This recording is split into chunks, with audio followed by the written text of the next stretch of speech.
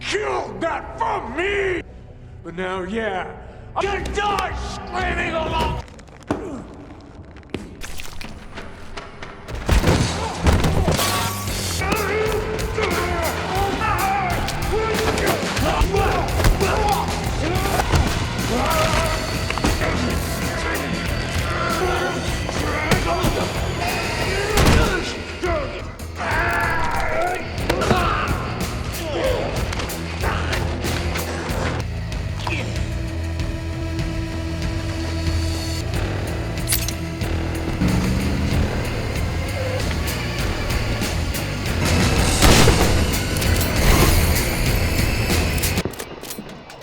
Cool it. Where is he? The contract. Ford, Wallace Place. But it won't matter.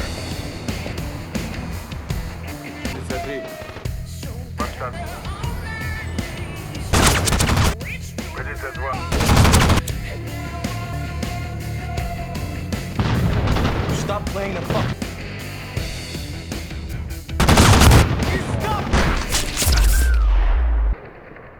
Get down!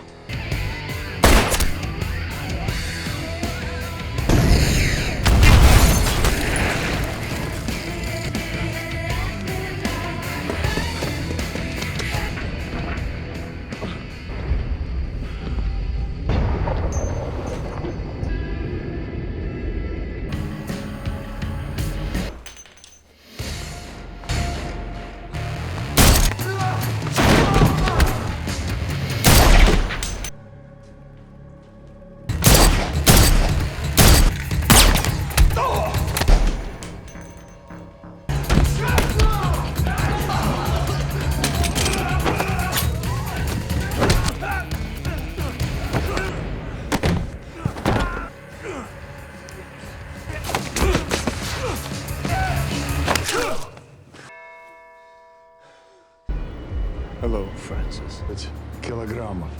Да. You motherfucker. Where's your son? Crawl my human.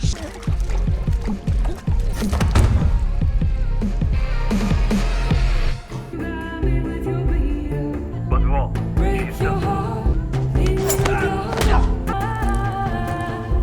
In the dark. Let me.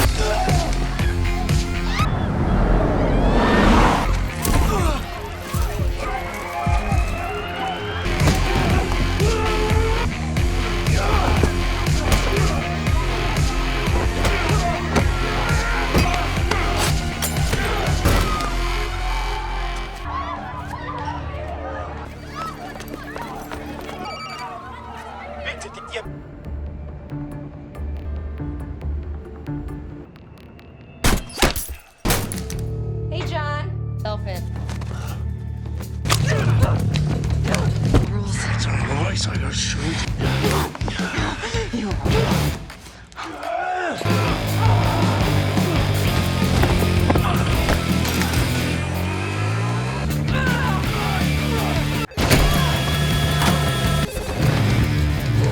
It's where Viggo keeps his private stash. Know you?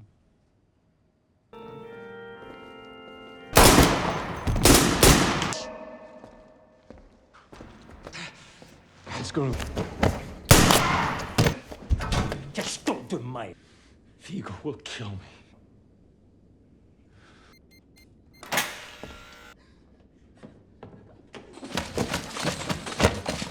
This. Always liked you, Marcus. You go out on my... No, my good sir. Strange and so weak.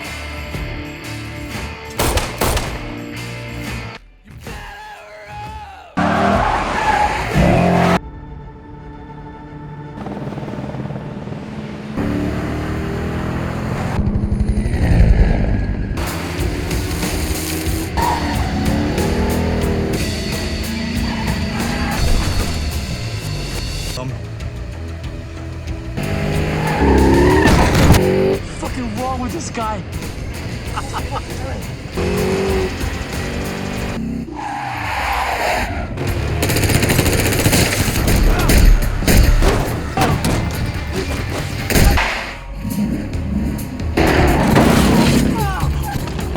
My guy need a gun.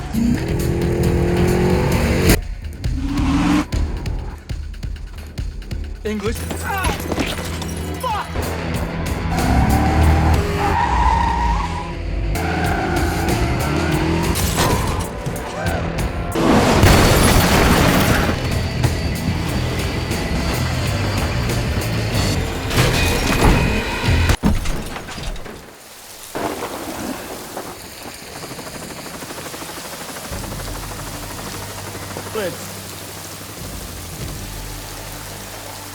You and me.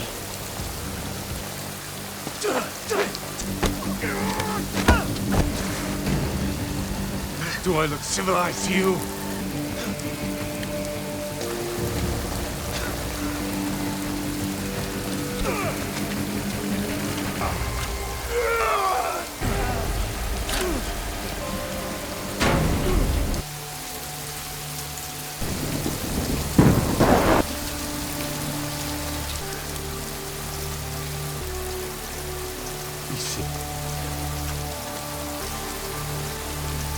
Hey guys, today we are diving headfirst into the stylish, bullet-riddled world of John Wick Chapter 1, where a retired hitman just wants to be left alone. But the universe and some incredibly foolish gangsters have other plans. We open on John, our protagonist, an absolute unit of a man reeling from the loss of his wife, Helen. He's a shadow, navigating a vast, empty house, every corner whispering her name. It's quiet, mournful, and honestly, a little heartbreaking. The silence in that mansion is almost deafening, only broken by the creak of floorboards and the echo of his solitude. If you had a good time with this, a like and a subscribe is a free way to help me keep making more. Just when you think John might descend into full-on, beard-growing recluse mode, a delivery arrives. It's a crate, and inside, a tiny, utterly adorable beagle puppy. Turns out, Helen, bless her thoughtful soul,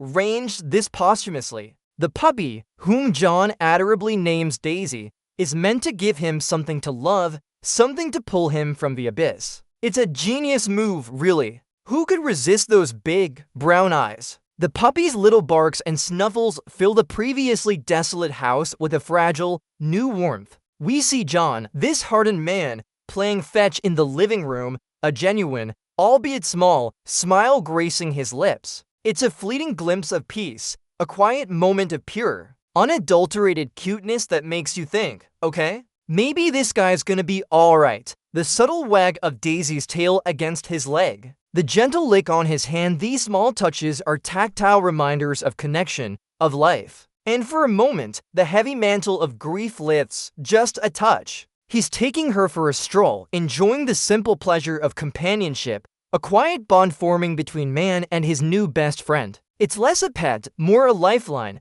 This brief flicker of happiness, however, is precisely what the universe loves to yank away. John and Daisy go for a drive in his gorgeous 1969 Mustang. A truly iconic car that practically screams, "Don't mess with me." But also, please appreciate my lines. They pull into a gas station. And like moths to a very expensive flame, a trio of Russian thugs rolls up. Their leader, a smug chap named Iosef, immediately fixates on the car, demanding to buy it. John, ever the man of few words, declines. Then Iosef, clearly not understanding the concept of no or personal space, gets a little too aggressive. He tries to pressure John, speaks to him in Russian, thinking it's some secret code to cool cars. John, in a moment that should have been a red flag the size of Siberia, responds in fluent Russian, telling Iosef the car is not for sale. The air practically crackles with tension. The metallic squeal of the gas pump handle, the low rumble of Iosef's engine, they all underscore the impending friction. You can almost feel the collective tightening of the audience's shoulders, knowing this isn't going to end well. Iosef, completely oblivious to the legendary status of the man he's talking to, just sees a guy with a nice car and a quiet demeanor. Big mistake, pal, huge. The sound of their car doors slamming, the casual arrogance in their voices, it's all building to something truly catastrophic. If only they knew who they were dealing with, they would have been sprinting in the opposite direction, tails tucked between their legs. Later that night, the inevitable happens. Iosef, fueled by youthful arrogance and probably a dash of vodka, decides he'll just take the car. He and his goons break into John's house, not just with crowbars, but with a horrifying lack of respect for human life or, personal property. They beat John senseless, the sickening thump of fists on flesh echoing through the quiet house. It's brutal, sudden, and utterly devastating. But the real good punch, the moment that shatters any remaining peace John might have had, is when they kill Daisy, the small yelp, the thud, then the chilling silence that follows. It's not just a puppy, it's the last tangible connection to his wife, the last spark of hope. The whole scene is a cacophony of breaking glass, shouted Russian, and then the dreadful, waited quiet once they've left, leaving John battered and broken, covered in blood and grief. The rough texture of the floor against his cheek, the metallic tang of blood in his mouth, the hollow echo in the suddenly empty house, it's all designed to make you feel his pain. They took his car, sure, but they obliterated his soul. They picked the absolute worst person in the entire city, possibly the world, to mess with. It's like kicking a sleeping dragon,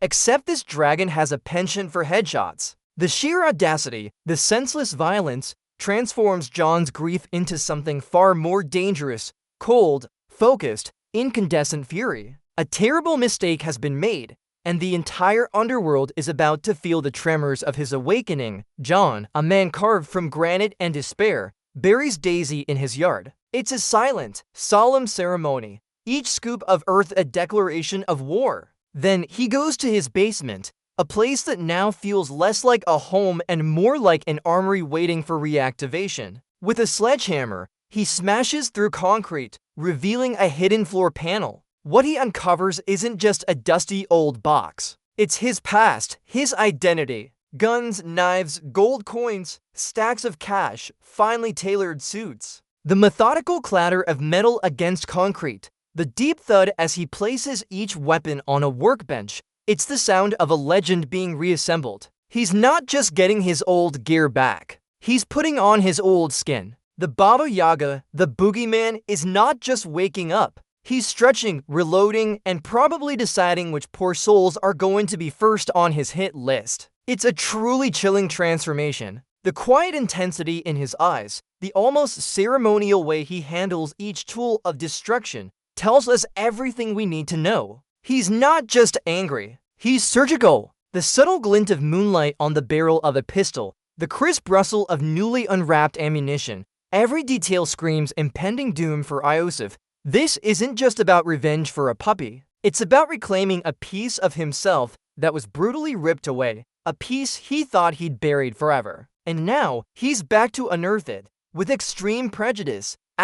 Meanwhile, the foolhardy Iosef takes his new prize, John's Mustang, to Aurelio's chop shop, probably humming a triumphant tune. Aurelio, a man clearly in the know about the shadowy underworld, immediately recognizes the car. More importantly, he recognizes the owner. The moment he hears John Wick's name, his face drains of color. He doesn't even bother arguing. He just delivers a brutal backhand to Iosef, teaching him a quick Painful lesson in don't steal from actual boogeymen. He then makes a terrified call to Viggo Tarasov, Iosef's father and the head of the Russian mafia in New York. The revelation that Iosef messed with John Wick sends a shiver down Viggo's spine, so profound it might as well have been a winter storm. The look on Viggo's face is pure, unadulterated dread. He drops his phone, staring into the middle distance as he recounts John's legendary past, his Baba Yaga reputation. The faint, high-pitched ringing in his ear after dropping the phone adds to the sense of imminent catastrophe. Viggo knows what's coming, and it's not going to be pretty. He knows John isn't just good. He's a force of nature, an angel of death who once cleared out an entire organization over a pencil. Yes, a pencil. This isn't just about a car or a dog anymore. It's about Viggo's son having effectively signed his own death warrant, and Viggo knows he's going to be dragged into the ensuing carnage. The audible gulp, the nervous tapping of his fingers on the table, it all signals the arrival of a storm. And that storm, my friends, has a very particular set of skills. John, now fully in Baba Yaga mode, makes his first stop at Aurelio's garage. He strides in, a silent, menacing presence, and Aurelio, wise to the ways of the underworld, immediately hands over the keys to the battered Mustang. No arguments, no fuss, just a deeply respectful, almost fearful, apology for his crew's involvement. It's a testament to John's legendary status that a man like Aurelio, entrenched in the criminal underworld, doesn't even blink before complying. The subtle clink of the keys as they hit John's palm is a small, satisfying sound of a first victory. John surveys the damage to his car, a grim mirror to the damage done to his soul. He doesn't fix it right away. He just looks, assessing the wreckage, letting the anger simmer. He then takes a moment, perhaps cleaning the dust from a forgotten weapon, or simply breathing in the metallic scent of oil and gasoline. It's a quiet resolve, an internal switch flipping. The tactile coolness of the metal against his fingers as he touches the car's fender, the faint squeak of his leather jacket as he moves, all contribute to this moment of grim determination. He's not just preparing for a fight, he's preparing for an annihilation. The calm before this storm is deafening, punctuated only by the distant hum of other machines in the garage. This quiet resolve is more terrifying than any shouted threat, because you know, absolutely know, that this man means business. Viggo, ever the optimist, decides a simple cleanup crew can take care of John.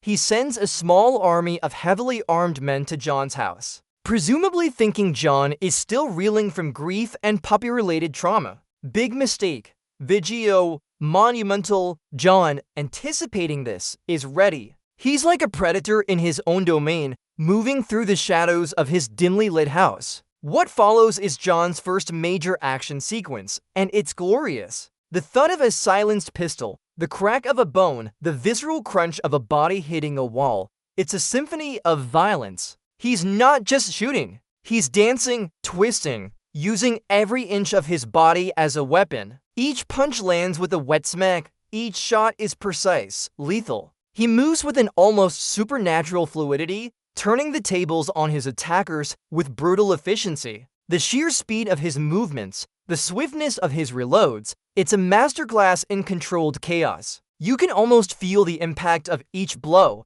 the subtle vibrations through the floorboards as bodies fall. It's less a fight, more a statement. You brought a knife to a nuclear war. And I'm just getting started. The sound of his heavy boots on the hardwood floor, a subtle counterpoint to the more violent noises, speaks to his unwavering presence. It's a grim ballet of vengeance, and the stage is his living room. The poor goons probably thought they had an easy target, and they quickly learned that they had stumbled into the lair of the world's most dangerous exterminator. Unsurprisingly, Viggo's cleanup crew gets thoroughly cleaned up themselves. John leaves a trail of unconscious or worse bodies, making it clear he's back and he's really annoyed. Viggo, now visibly sweating through his expensive suit, understands the gravity of the situation. He puts out a formal contract on John Wick, a $2 million bounty, escalating the conflict from a personal vendetta to an underworld-wide hunting season. We get quick glimpses of the intricate network of assassins receiving the contract,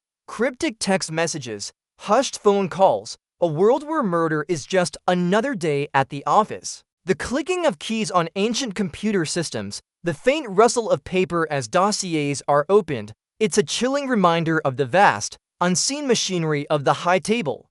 This isn't just about money. It's about a direct challenge to the rules, to the unspoken agreements. The subtle hum of the server rooms, the quiet desperation in Viggo's voice as he makes the call, all contribute to the growing tension. He even tries to get a little bit clever, calling John and making a plea for peace, which John, of course, calmly rejects. It's all a game to Viggo, but John's not playing checkers. He's playing who can commit the most stylish violence. The entire criminal underbelly is now buzzing, and everyone knows John Wick is no ordinary target. It's like putting a bounty on a T-Rex. You might get a few brave souls, but mostly you just get a lot of expensive dental work for the dinosaur. John, now a walking target, heads to the Continental Hotel. This isn't your average Marriott. It's a safe haven for assassins, a place where business is done, but never, ever on the premises. The ornate lobby, the hushed atmosphere, the incredibly dapper concierge, Karen, it all screams exclusive murder club. John deposits his weapons, a truly symbolic act, and checks in. He has a brief, loaded conversation with Winston, the enigmatic manager of the Continental, who reminds him of the strict rules, no business on hotel grounds. The air is thick with unspoken history between them, a mutual respect tinged with weariness. The soft click of his room key, the muted plushness of the carpet underfoot, the elegant silence of the hotel lobby, it all creates a temporary sense of reprieve. It's a fascinating peek into the intricate world building of John Wick, where there are rules even for people who make their living by breaking all of society's rules. The subtle clinking of ice in glasses at the bar, the low murmur of conversations, it's a world within a world, a bubble of sophisticated violence. Winston's calm, measured voice, often punctuated by the almost imperceptible rustle of his expensive suit, underscores his authority. It's like a deadly, exclusive country club where the only golf played is with bullets and the greens fees are paid in blood. For a moment, even John Wick has to play by the rules, which, for him, is probably more agonizing than a direct bullet to the chest. With the temporary safety of the Continental, John wastes no time. He uses his resources, likely some very fancy and highly illegal intel network, to track down Iosef, his target, the Red Circle, a pulsating, neon-drenched nightclub that Viggo owns. John is meticulous. He's not just going in guns blazing, though that will come later. He studies floor plans, security camera feeds, identifying entry and exit points, assessing the number of guards. The quiet whir of the computer, the soft click of his mouse, the intense focus in his eyes as he zooms in on a schematic, it's all part of the deadly ritual. He's a tactician, an artist of mayhem, and he's painting his masterpiece with blood. The dull glow of the screen reflecting in his eyes reveals a man consumed by his mission. Every detail, every potential angle of attack or escape, is being processed by a mind honed for years in the art of elimination. He's not just looking for Iosef. He's calculating the most efficient way to carve a path through anyone who stands in his way. It's like he's mentally choreographing a ballet, except this ballet involves a lot of headshots and very little plies. The air in his room is still, almost heavy, with the weight of his impending actions, a stark contrast to the thumping bass that will soon erupt from his target location. This is the calm before the very, very loud storm. And then, the moment we've all been waiting for. John Wick at the Red Circle. He slips in, a dark silhouette against the pulsing lights and deafening bass. He spots Iosef in the VIP section, practically radiating smug self-satisfaction, unaware that the boogeyman is now breathing down his neck. What follows is one of the most iconic action sequences in recent memory. John dives into the fray, a whirlwind of gunfu and martial arts. The club music thumps, a bizarre soundtrack to the ballet of bullets and broken bones. The crack of his pistol, often silenced, is almost swallowed by the relentless bass, making the visual violence even more jarring. He moves with a predatory grace, emptying magazines, snapping necks, using enemies as human shields, all with an unflappable cool that would make a cyborg blush. The spray of gunfire, the metallic clang of shell casings hitting the wet floor, the wet thud of bodies dropping,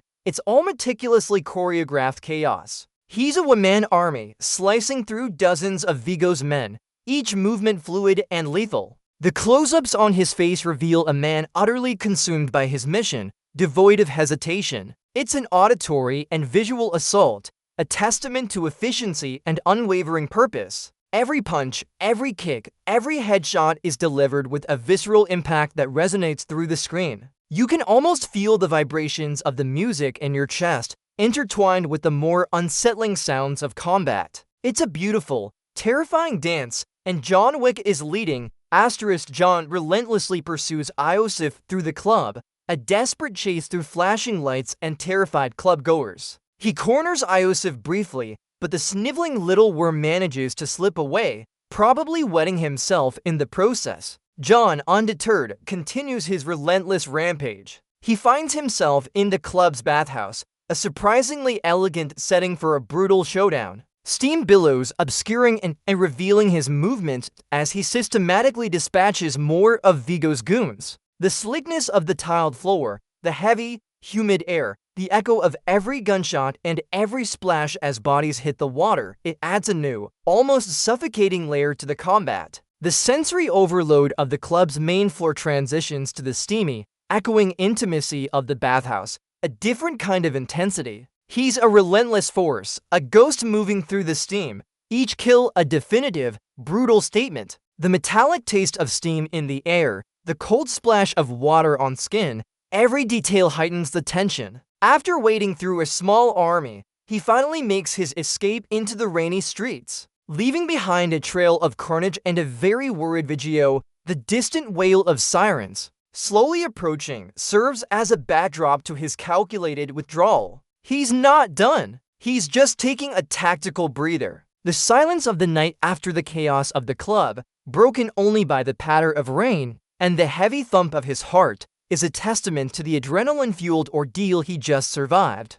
Back at the Continental, the rules of Sanctuary are absolute. Or so we thought. While John is taking a much-needed shower, probably washing off the blood, sweat, and whatever those red circle club floors are made of, Miss Perkins, a rival assassin, decides to try and collect that bounty. She slips into his room, a shadowy figure, betraying the sacred rules of the hotel. It's a calculated, audacious move, but also, let's be honest, a spectacularly stupid one. Attacking John Wick in his own hotel room, on neutral ground? That's like trying to pet a tiger while it's eating. The sudden crash of the bathroom door, the metallic glint of her knife against the steam, it's a jarring intrusion into John's brief respite. The spray of water from the shower, the heightened acoustics of the bathroom, makes every thud and grunt resonate. It's an intense, cramped fight sequence, showcasing John's ability to turn even the most vulnerable situations into an advantage.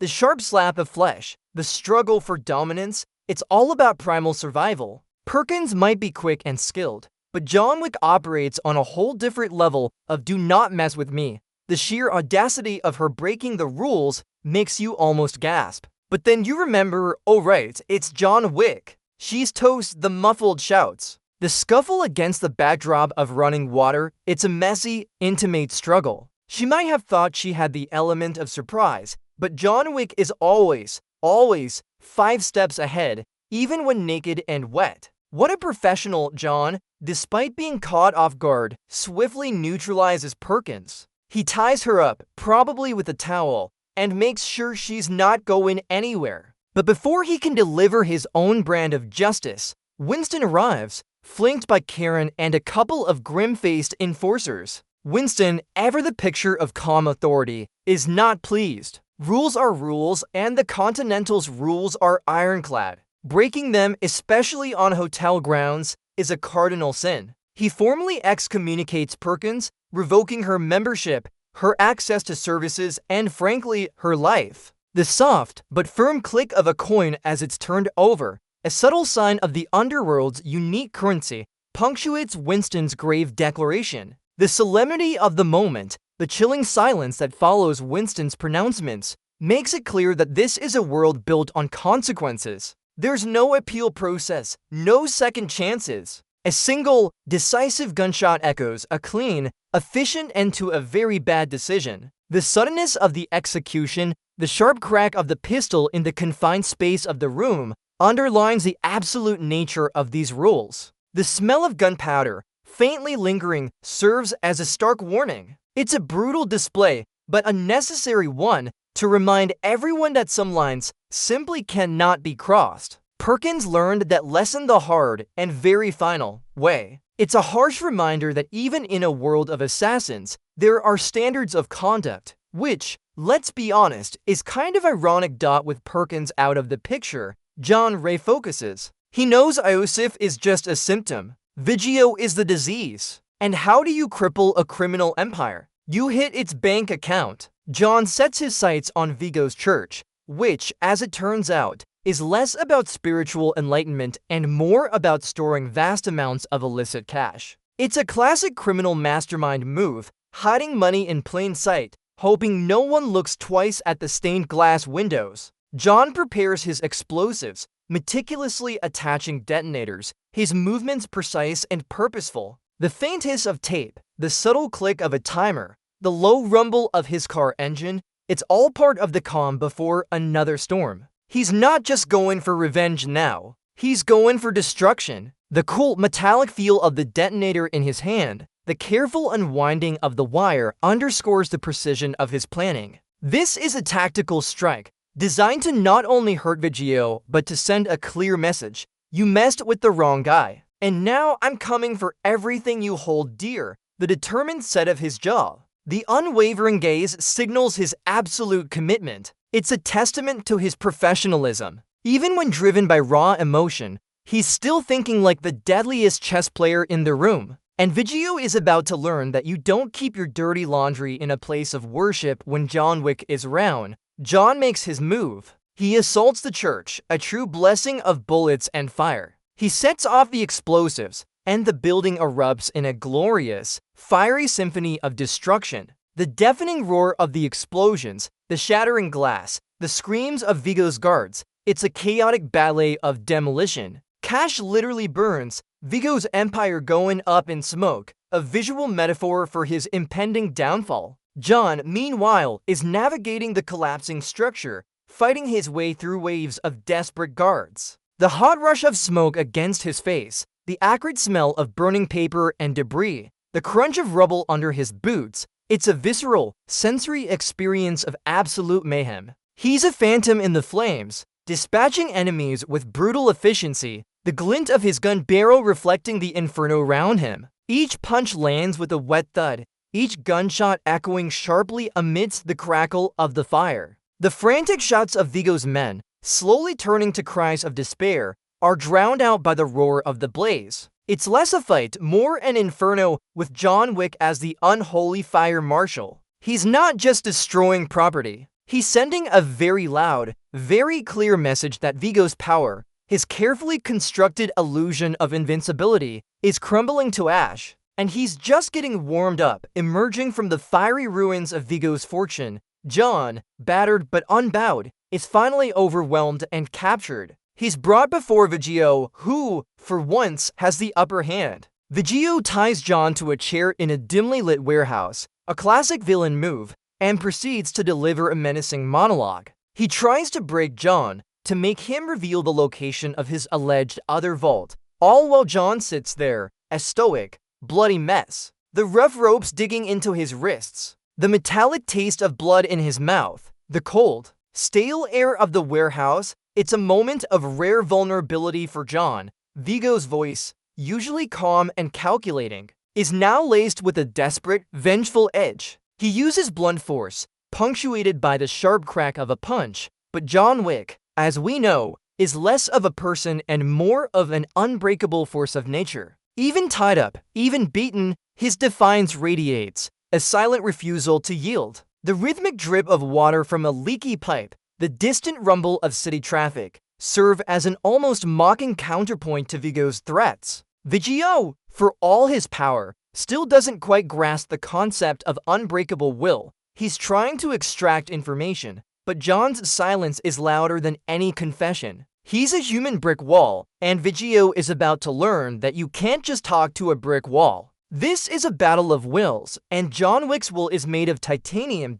Just when Viggo thinks he's won, preparing to deliver the killing blow, a silent savior intervenes. Marcus, an older assassin and John's former mentor, who was also hired to kill John, instead uses his sniper rifle to create a diversion. The sharp crack of Marcus's sniper shot from a distant rooftop, a subtle whistle of the bullet through the air, alerts the guards. This split second of chaos is all John needs. With a guttural grunt, he strains against his bonds, his muscles screaming, finally snapping free. The raw scrape of rope against his skin, the sudden rush of blood back into his hands, it's a moment of pure, raw defiance. He instantly turns the tables, seizing the opportunity to dispatch his immediate captors. The quick, brutal snap of a neck, the muffled thud of a body hitting the floor, signals his renewed dominance. Marcus, however, pays the ultimate price for his loyalty, revealing his position and drawing Viggo's wrath.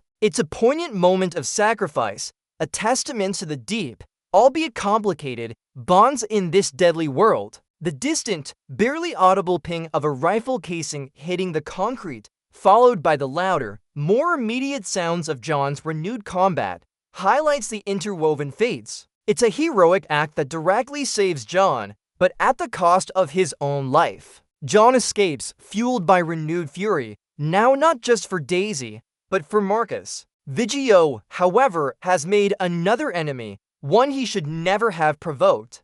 John, now a walking, breathing instrument of vengeance, storms Viggo's main compound. It's a massive warehouse, bustling with Viggo's remaining forces, but they might as well be cardboard cutouts. John cuts through them like a hot knife through butter, his movements a blur of deadly efficiency. He's a relentless force, a ghost in tactical gear, moving from cover to cover, never wasting a bullet, never missing a shot. The rhythmic bang of his pistol, the sharp metallic click of his rifle, the sickening crunch of bones, it's all part of his deadly symphony. He uses pistols, shotguns, knives, even his bare hands, turning every confrontation into a swift, brutal execution. The echo of gunfire off the metal walls, the smell of gunpowder filling the air, the shouts of despair from Viggo's men, it's an immersive, terrifying experience of his raw, unstoppable power. The tactile feedback of the recoil, the slight shudder of his body as he absorbs a blow,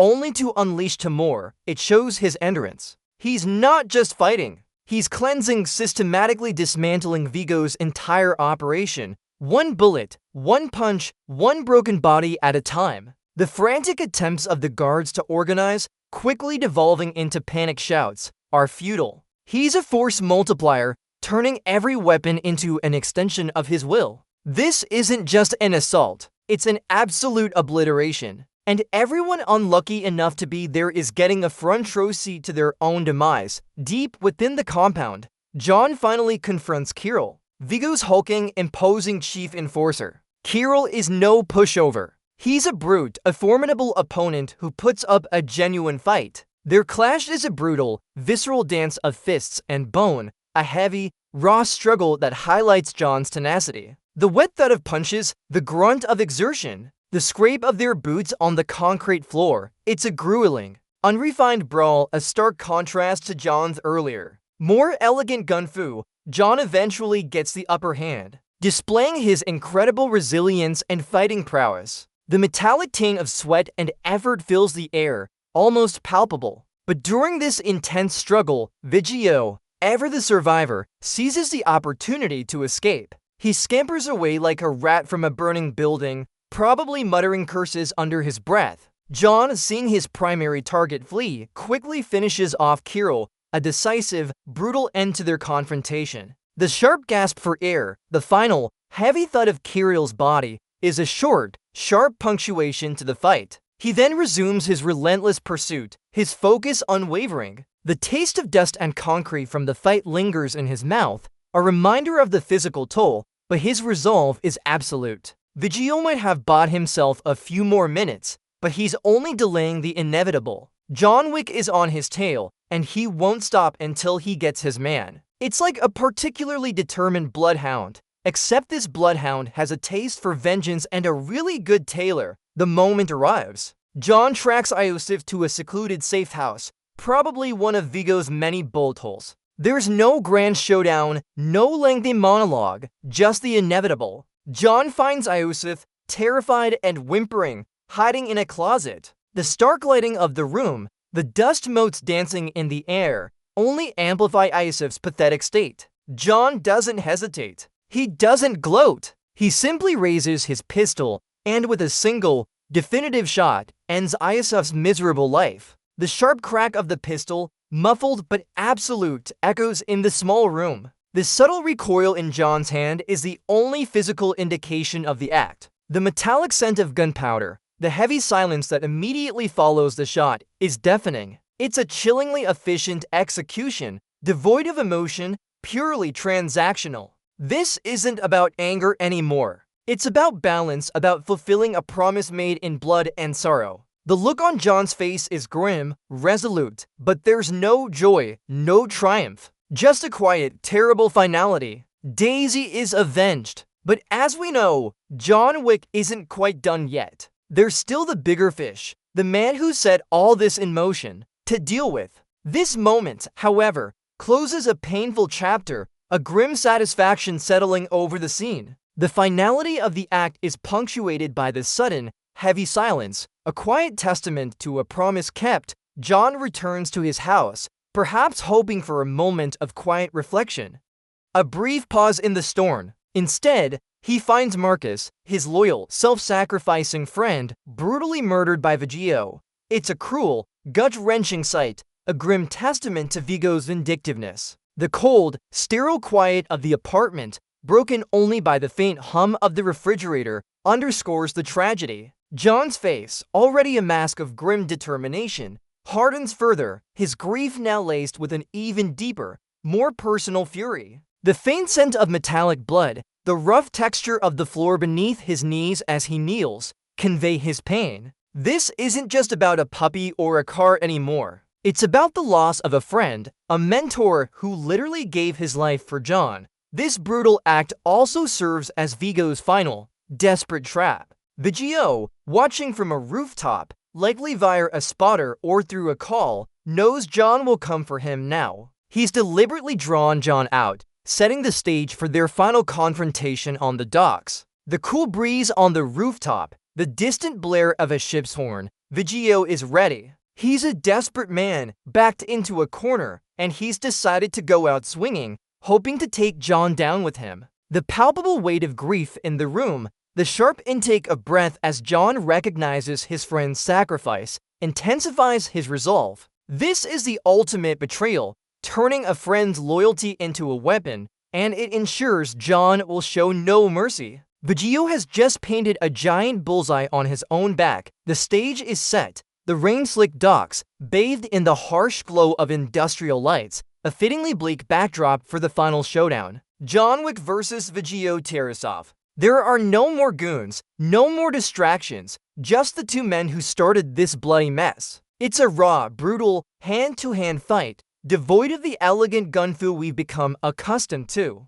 It's primal, desperate, fueled by pure rage and exhaustion. The heavy slap of fists on flesh, the grunt of pain, the slippery scrape of their shoes on the wet concrete, every sound emphasizes the struggle. Viggo, despite his age, fights with a desperate ferocity, fueled by fear and a father's vengeance for his son. John, however, is an unstoppable force, a man stripped bare, fighting for the last vestiges of his peace. The cold spray of rain on their faces, the metallic tang of salt and blood in the air, the rhythmic creak of the dock against the waves, it's an incredibly visceral experience. He gets cut, he gets hurt, but he just keeps coming. It's a testament to his sheer will, his unwavering resolve. The fight is messy, it's painful, and it's utterly compelling. You can feel the impact of every blow, the strain in their muscles, the desperation in their eyes. John eventually gains the upper hand,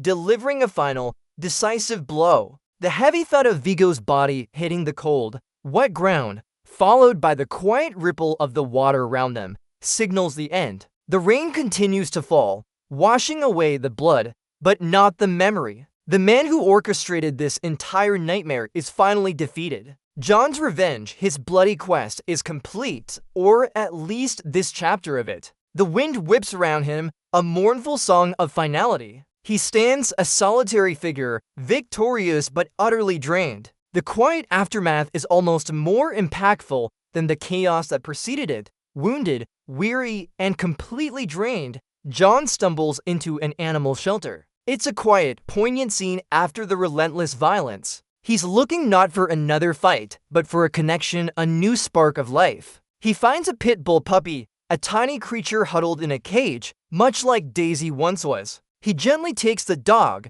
cradling it as he leaves, the small whimper of the puppy a fragile counterpoint to the quiet intensity of John's presence. He tends to his wounds and to the puppy, a shared moment of healing and new beginnings. This isn't a replacement for Daisy, but a new chance, a new purpose. It shows that even a man who's been through hell and back, who has unleashed unspeakable vengeance, can still find a path back to a semblance of peace. The soft fur of the puppy against his cheek, the warm, comforting weight of the small body in his arms, these are tactile anchors to the present, to life. It's an incredibly hopeful note to end on, suggesting that while the past always casts a long shadow, there is always the possibility of a new dawn, a new, loyal companion to share it with. It's about finding light in the darkest corners, about the resilience of the human spirit, and the quiet power of companionship to mend even the most shattered souls. The journey for John is far from over,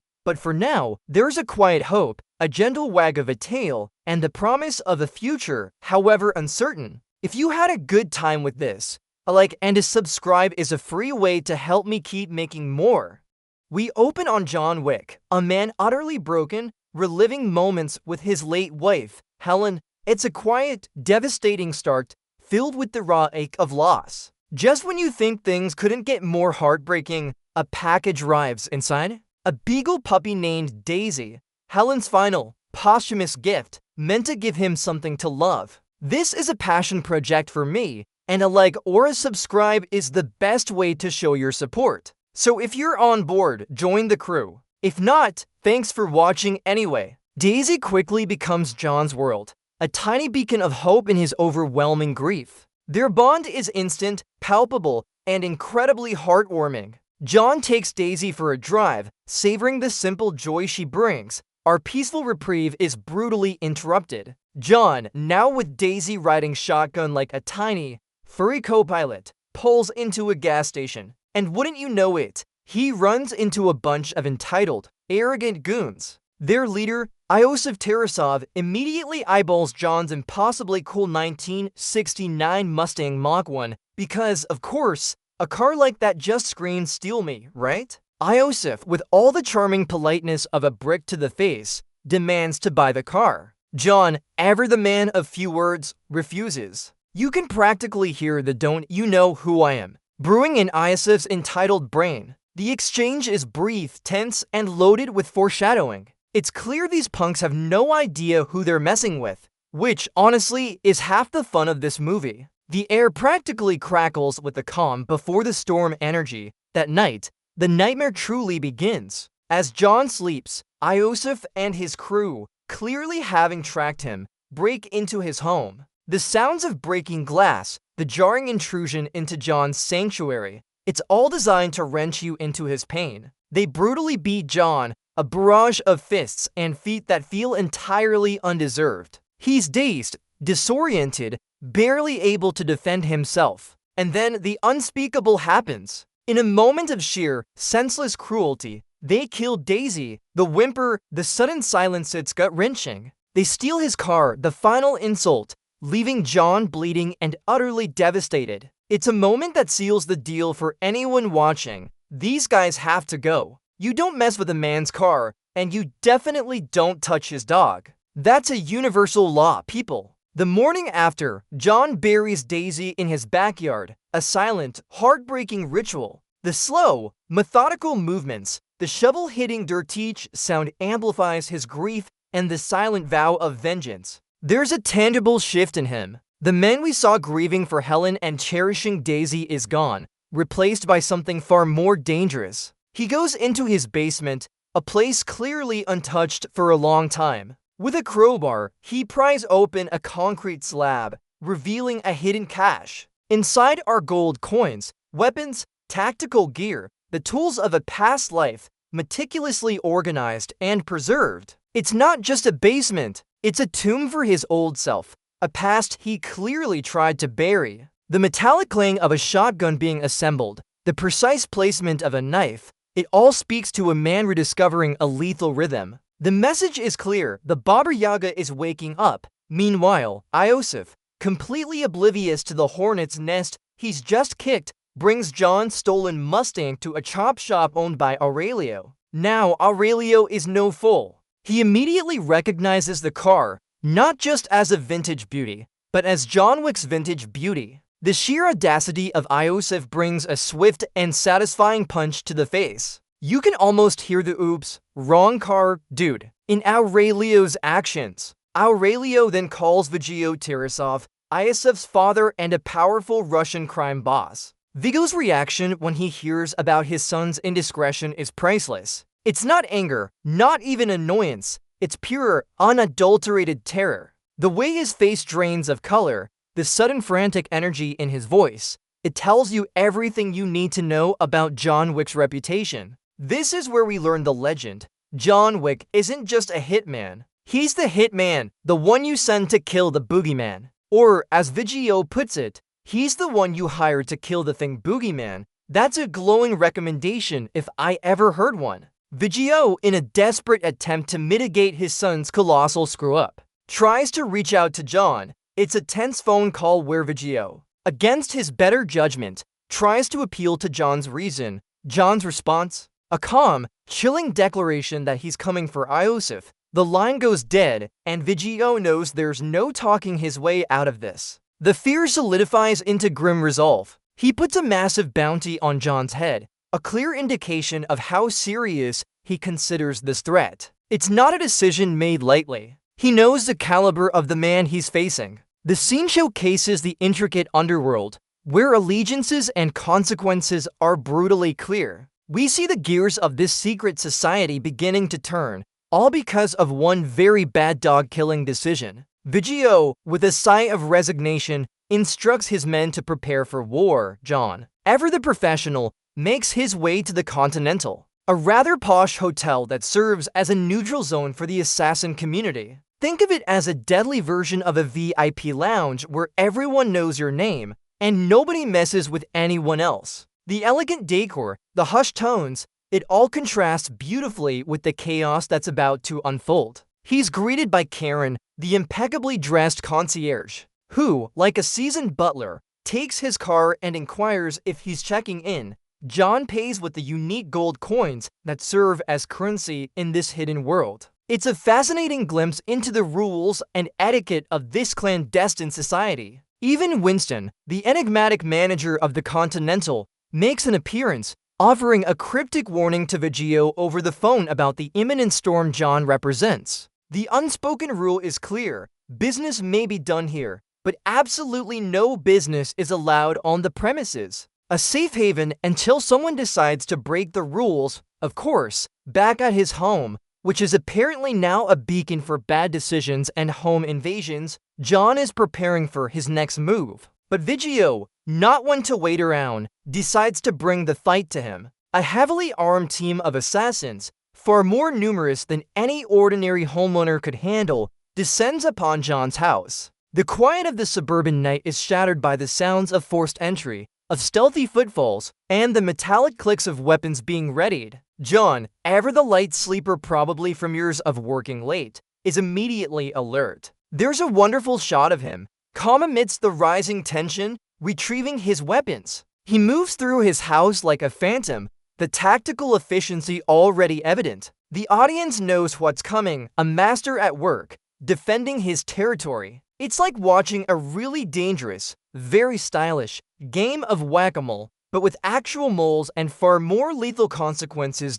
And then, the ballet of bullets begins. John Wick, now fully in his element, unleashes a torrent of controlled chaos. This isn't just shooting, it's an art form. The precise headshots, the fluid transitions between close quarters combat and pistol work, it's a masterclass in gunfu. The sound design is crucial here. The crisp, almost clinical pop of silenced rounds, the dull thud of bodies hitting the ground, the desperate grunts of his attackers. He moves through his house like a ghost, utilizing every corner, every piece of furniture as both cover and a tactical advantage. These are just nameless thugs. They're Viggo's elite, and John dispatches them with an almost casual efficiency that borders on chilling. It's brutal, beautiful, and utterly mesmerizing. You can almost feel the recoil in your own hands as he swiftly reloads and continues his relentless march. By the time it's over, John's house is a very stylish, very bloody testament to his capabilities. And yet, he's barely breaking a sweat. It's like he's just warming up, with the house now resembling a very expensive, very violent art installation. John calmly calls in the professionals. No, not the police. This isn't that kind of movie. He calls Harry, one of the many specialized services available to those in the business. Harry arrives, surveying the carnage with a weary, knowing gaze. It's like he's seen it all before, probably because he has. The methodical way they bag bodies, clean blood, and patch bullet holes, it all speaks to a well-oiled machine, an entire economy built around clandestine operations. The unspoken dialogue between John and Harry highlights the deep-seated understanding within this underworld. They don't need explanations. They understand the rules, the repercussions, and the need for discretion. It's a fascinating peek behind the curtain of this world, showing that even the most violent acts require proper paperwork, or, in this case, professional cleanup. Imagine the Yelp reviews for a service like this. John, now re-equipped and refocused, makes a visit to Aurelio. It's a quick, business-like exchange. Aurelio, still nursing his hand, confirms Iosef's whereabouts, the Red Circle Club. Of course, it's a club. Where else would a rich, reckless mob boss's son be found? With the information secured, John prepares for his next move. The drive to the club is tense, silent, almost meditative. He's not rushing. He's stalking. Each mile brings him closer to his target, and you can practically feel the simmering rage beneath his calm exterior. The city lights blur past, a stark contrast to the singular, unyielding focus of our protagonist. This isn't just about revenge anymore. It's about a man reclaiming his agency, one bullet at a time. The impending confrontation is painted on his face, a mask of grim determination. He's a man on a mission, and that mission involves a lot of pain for other people. John arrives at the Red Circle Club, a throbbing den of pulsating bass, neon lights, and dubious moral choices. It's a sensory overload, designed to disorient and distract, but John is utterly unfazed. He moves through the throng of dancers and revelers like a predator, his eyes scanning, processing, filtering out the noise. The contrast between the club's vibrant energy and John's silent, deadly purpose is palpable. He's not here for a good time, or even a bad time. He's here for one specific person. The camera follows him, creating a sense of impending doom for anyone who might stand in his way. He spots Iosef blissfully unaware, surrounded by his bodyguards, probably bragging about stealing a car. It's moments like these you wish they had a warning, legendary assassin approaching sign over his head. But then, where would the fun be? The moment arrives. John initiates his assault, a sudden, explosive burst of violence that carves through the club's artificial merriment. The thumping bass now serves as a strange, rhythmic backdrop to the staccato sounds of gunfire. On the upper deck, amidst the VIP booths, John systematically dismantles Iosef's security. The choreography is breathtaking, smooth, economical movements, each bullet serving a purpose. Headshots are practically a signature move, delivered with a chilling efficiency. You hear the sharp crack of his pistol, the startled gasps of bystanders, the crunch of bone as he disarms and neutralizes threats. It's like watching a lethal dance, a ballet of bullets where John is always in perfect sync. Patrons scatter in terrified confusion, their party night taking a very unexpected, very deadly turn. It's a scene that screams, "Don't bring a knife to a gunfu fight," or really. Don't bring anything to a gun-fu fight with John Wick. Iosef, realizing his life is suddenly much shorter than he anticipated, flees into the club's basement. This isn't just any basement. It's a full-blown rave, complete with flashing lights,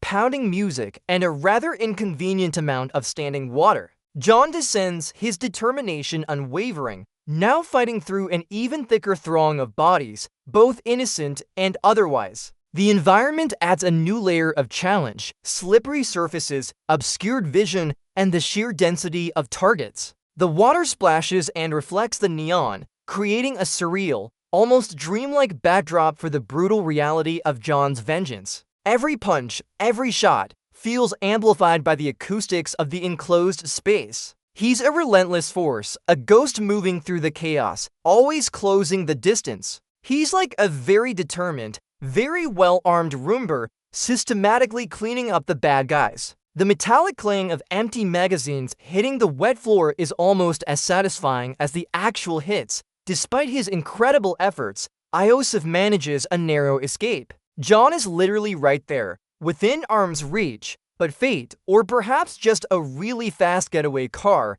intervenes. It's a moment of immense frustration, both for John and for us, the audience. You can almost feel the surge of adrenaline as he attempts to prevent the escape, but it's just out of reach. With Iosef gone, John quickly disengages from the remaining guards, disappearing back into the night. His escape is just as efficient as his entrance, leaving a trail of destruction in his wake. He's a ghost, leaving only a memory of violence and an eerie silence in the aftermath. The fact that Iosef got away, even temporarily, only fuels John's resolve. This isn't over. It's merely a temporary setback in his very personal mission. And honestly, it wouldn't be a movie if he got him on the first try, would it? Back at the Continental, John returns to lick his wounds, quite literally. The sanctuary rules of the hotel are meant to protect him, offering a brief respite from the mayhem. However, not everyone plays by the rules, Miss Perkins.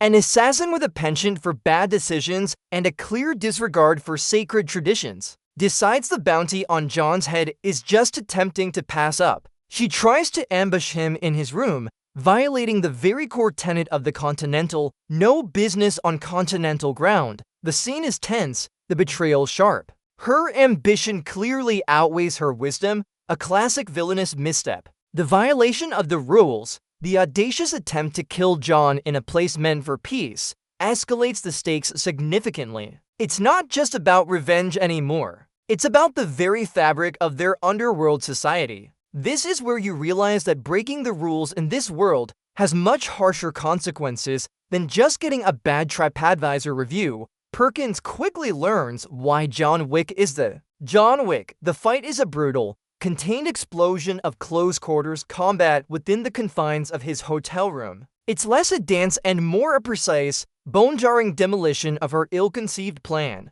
The crack of her wrist as John disarms her, the desperate grunts and gasps as he pins her down, these sounds emphasize the sheer, unforgiving force of his movements. He's efficient, relentless, and utterly without mercy for those who break the code. He then interrogates her, extracting information about Viggo's operations before incapacitating her and handing her over to Winston's men. It's a stark reminder that while the Continental offers sanctuary, it's also a place where rules are enforced with deadly precision. Perkins's impulsive move highlights the constant danger and internal politics within this shadowy world. You could almost say she got her just desserts, get it? Continental desserts? Okay, I'll stick to movie recaps. Meanwhile, Viggo, now fully aware of the storm heading his way, is frantically trying to mitigate his losses. He's overseeing the removal of his valuable assets from a secure vault in a massive industrial warehouse. The scene is tense, filled with the sounds of heavy machinery and hushed, urgent commands. He's also got Avi, John's friend, strung up and being persuaded for information, a move designed to draw John out. The metallic clang of tools, the grunts of pain, it sets a grim stage. Viggo is clearly a man backed into a corner, resorting to desperate measures. He's trying to consolidate his power, protect his empire, but beneath it all, there's a palpable fear. He knows what John Wick is capable of, and he's bracing for impact. It's like watching a very dangerous game of chess, where the pawns are bodyguards and the queen is a very angry assassin. John, of course, isn't deterred by mere warehouses or multiple armed guards. He storms the facility, and the fight that ensues is a raw, visceral spectacle. The metallic echo of gunfire, the heavy impact of fists meeting flesh, the grunts and groans of men being efficiently dispatched.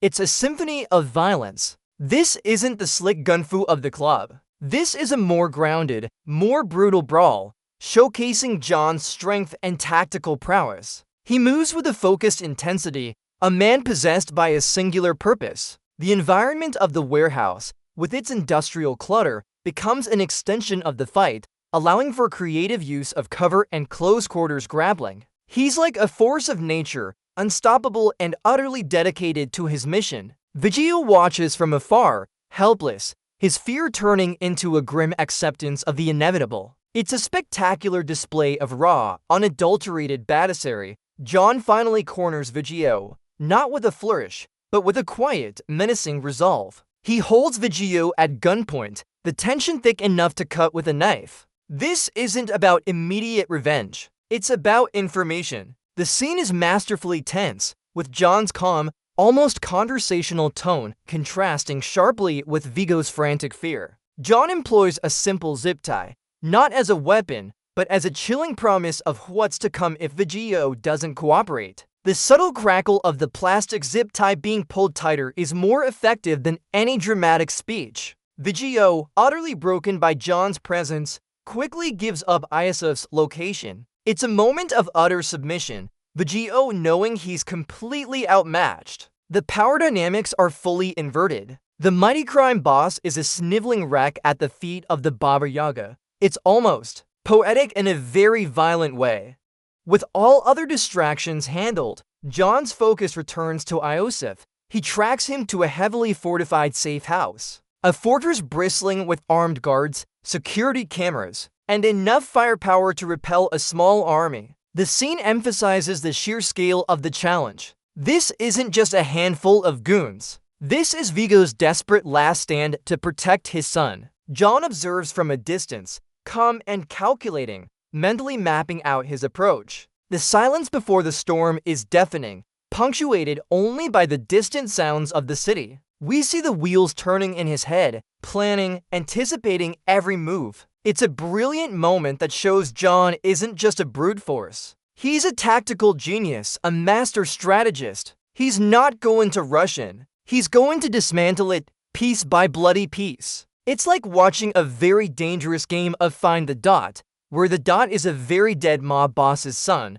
The infiltration begins. John approaches the safe house with the silent grace of a predator. Each step is deliberate, each movement precise. He systematically takes down the exterior guards, a series of quick, brutal takedowns that leave no trace. The muffled walk of a silenced pistol, the snap of a neck, the quiet thud of a body dropping. Every sound is controlled, minimal. He bypasses security systems with ease, a ghost in the machine. The tension is thick as he moves through the perimeter, each corridor a potential ambush, each door a potential trap. But John is always one step ahead, his senses heightened, his reflexes razor sharp. It's a masterclass in stealth and close quarters combat, proving that sometimes the quiet approach is the deadliest. He's not just a killer, he's an artist, and the canvas is Viggo's safe house, soon to be splattered with a new color scheme. John finally reaches Iosef. The confrontation is short, sharp, and utterly devoid of mercy.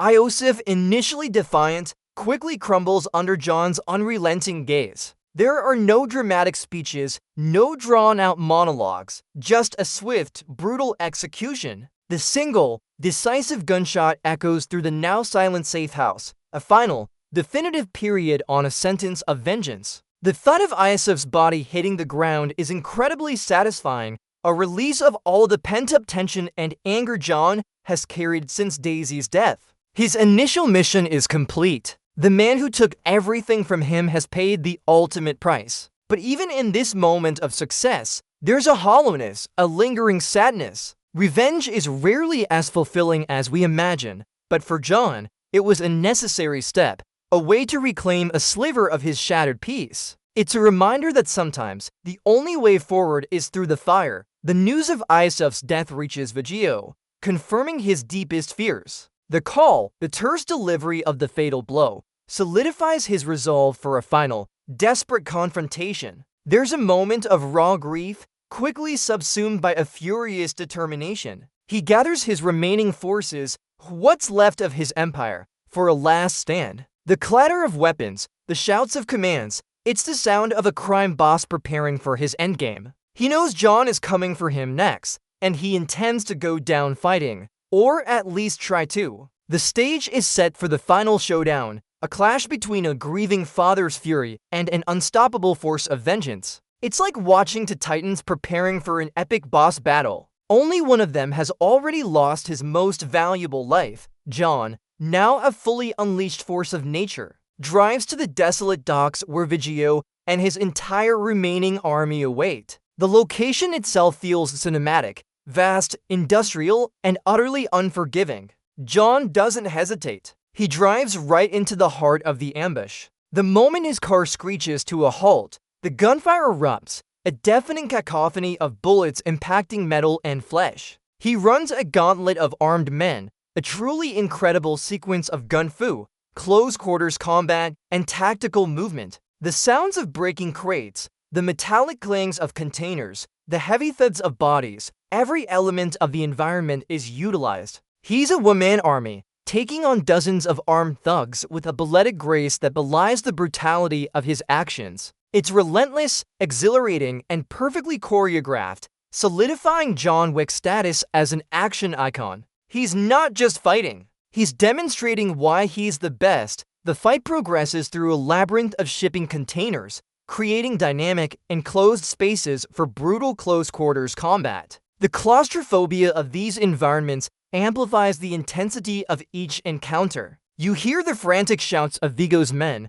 the heavy thump of John's shotgun, the crunch of a fist against a jaw. John's movements are economic, lethal, and fluid, adapting to every new challenge. He's a force of nature, a relentless wave of vengeance washing over Viggo's remaining empire. Every enemy he takes down feels like another step closer to the inevitable confrontation. This scene is a masterclass in action choreography, a symphony of violence where every note is perfectly placed. It's a testament to John's unwavering will and his unparalleled skill, showcasing that he's not just angry, he's a highly trained, unstoppable professional, and you really shouldn't have killed his dog. Finally, John confronts Viggo. This isn't a flashy shootout. It's a raw, desperate, hand-to-hand brawl. Viggo, though outmatched, fights with the ferocity of a cornered animal, fueled by grief and a twisted sense of self-preservation. You hear the heavy grunts, the strained breathing, the sickening thwacks of fists connecting with bone.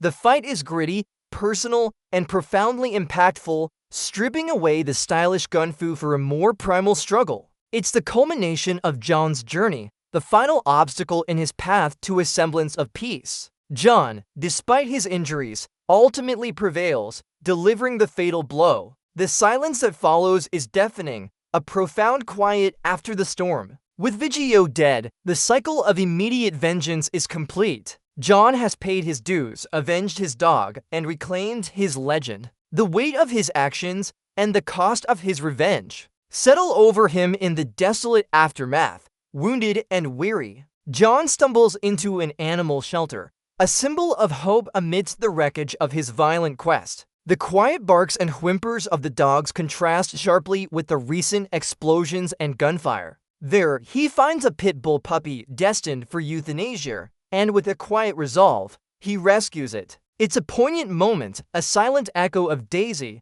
and a sign that perhaps, even for a man like John, there's a chance for a new beginning. He bandages his own wounds, a stark reminder of the toll his revenge has taken, and then drives off, with his new, unnamed companion beside him. The open road stretches before them, a metaphor for the uncertain future. The car drives into the sunrise, a subtle hint of new hope. It's an ending that leaves you with a sense of completion, yet also an awareness that John's journey is far from over, because let's be real, there are sequels and they are glorious. This film reminds us that even after unimaginable loss, life and hope can find a way to creep back in, sometimes in the form of a furry friend. What truly makes us human is not the absence of pain, but our capacity to heal, to find connection, and to perhaps protect those we hold dear. John's journey of grief, vengeance, and eventual rediscovery of purpose, however bloody, serves as a powerful reminder of the enduring human spirit. It leaves us pondering the fragile balance between peace and chaos, and the strength it takes to face a world that keeps pulling you back into the fray. A remarkable story about finding a reason to keep fighting, even when everything feels lost. And hey, if you loved this recap, then you know what to do.